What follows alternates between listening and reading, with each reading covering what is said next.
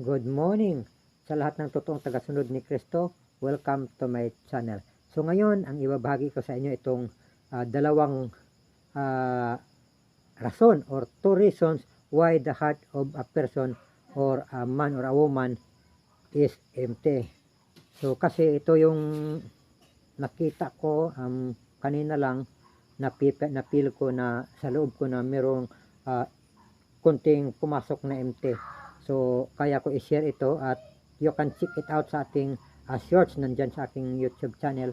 So pwede nyong panoorin at pakinggan yung two reasons why the heart of a person is empty. So ang una kong ibabahagi itong walang Kristo ang puso ng isang tao. Kasi makikita naman natin sa mga malalaking tao, mga millionaire, billionaire, they are sharing about their emptiness. Hinahanap nila tapos wala silang nahanap kasi hindi naman nila nahanap si Kristo o nasupungan si Kristo. So I hope this YouTube channel or this video will reach out, can reach them, or paano ba yung English ito, o maiparating sa kanila ang mensahe na ito na hindi nila nahanap ang pagpuno sa kanilang mga puso dahil wala si Kristo sa buhay nila. Kasi minsan iniisip nila, o hindi minsan, kadalasan talaga iniisip nila na meron lang hinahanap na tao. Pero ang totoo niyan, si Kristo po ang pupuno sa bawat puso ng tao pag empty yung puso mo. Gaya na yung dati natin na video or dati nating share o na-share ko about yung kulang yung puso. Merong kulang ang puso. So ayun. So makikita mo naman talaga kung talagang nandiyan ka kay God. Ma-decision mo na ang isang tao is empty, lalo na nasa spirit time, ka sa spiritual time, o nasa tinatawag na prayer life ka, nasa fasting life ka, ma-discern mo ang isang tao na empty siya. Hindi ka ganahan makinig sa kanyang mga salita kasi yung salita na is worldly, makamundo, at makikita mo sa buhay na ano talaga siya, empty. Way back 1992 I think, or something pataas, noong nasa ministry ako, this is true and I will share it with you, kung gaano ang power ni God pag nasa spirit ka talaga. I-share ko ito yung isang pastor, pumunta sa bahay ng auntie ko kasi nasa General Santos City ako that time. Tapos habang nagpe-pray ako, tapos after my prayer, umupo ako sa sa aking higaan kasi nasa simento lang ako natutulog with banig ba? Ano ba sa Tagalog? Banig. And then may isang pumasok na isang pastor ko, no. Tapos yung mata ko parang mata ng laser. Yung tao nakaharap sa akin, yung harap niya, yung likod niya nakita ko pa. He was like a cellophane in my eyes, very transparent. Nakita ko talaga yung harap, sa harap siya, tapos yung likod niya nakita ko parang cellophane lang na. So very clear, crystal yung taong yon. Then nung nakita ko yon, then I enter into the room of my auntie. Then I told her, auntie, sabi ko, ang taong yan nasa labas, dyan sa balkon mo o sala, I'm not forgot, yan yung magiging pastor mo this Sunday, sabi ko. And my auntie don't believe me kasi ayaw nila sa taong yun, ayaw nila kasi siguro mayabang or kasi halata naman na mayabang, ayaw nila. So wala siyang pastor kasi mukhang palit-palit kasi yung organization ng pastor.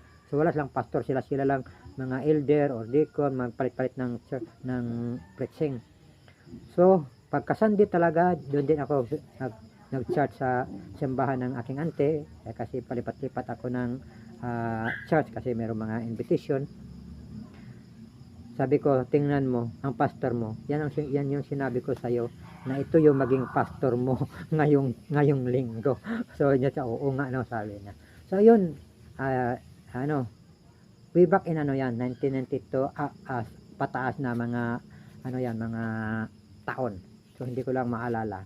So ayun, ganun po pag nasa Diyos ka talaga, makikita mo yung isang tao kung ano yung laman ng puso mo.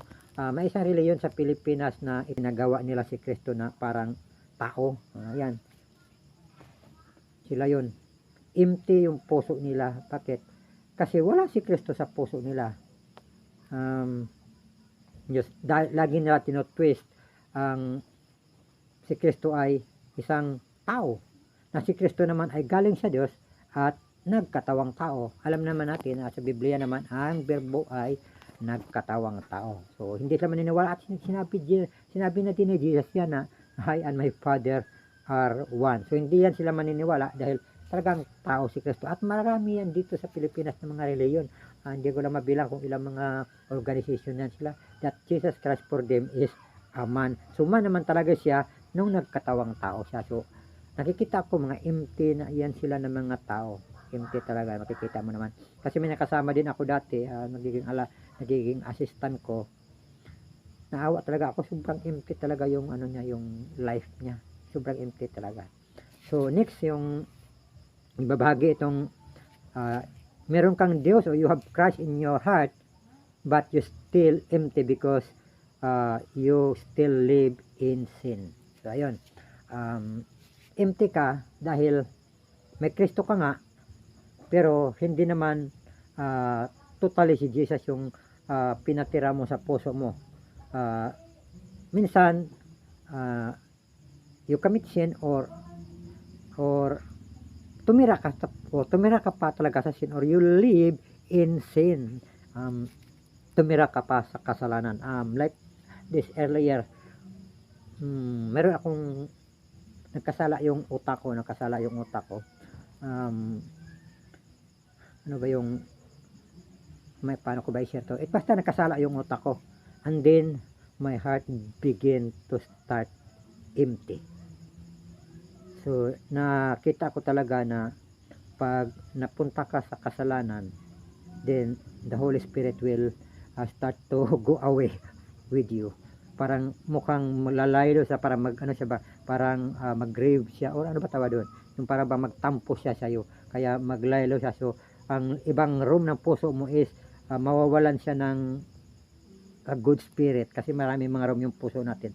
So I started empty this earlier.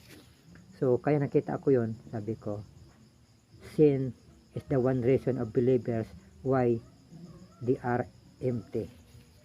Kasi meron naman mga believers talaga na tumira pa talaga sa mga kasalanan. Yung iba naman meron mga mistress. Yung iba naman meron mga nagnakaw ng pera, nagnakaw ng lupa o anong paman. Meron siyang mga marami basta kasalanan. That's the reason why the heart of believers are empty. Believers are empty dahil dyan sa kasalanan.